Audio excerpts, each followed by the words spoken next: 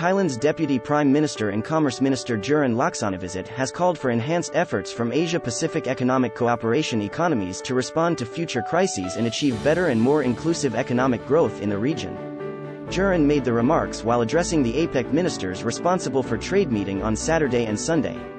Juran said, "I strongly hope that the outcome of this meeting will include a strong policy stance regarding the recovery of the regional economy after the COVID-19 pandemic, from where we should emerge stronger than ever in order to cope with future crises." Thailand is the host of APEC 2022. Juran highlighted Thailand's theme of open, connect, balance, and urged member economies to advance APEC's work in deepening economic integration and mobilizing the progress of the free trade area of the Asia-Pacific.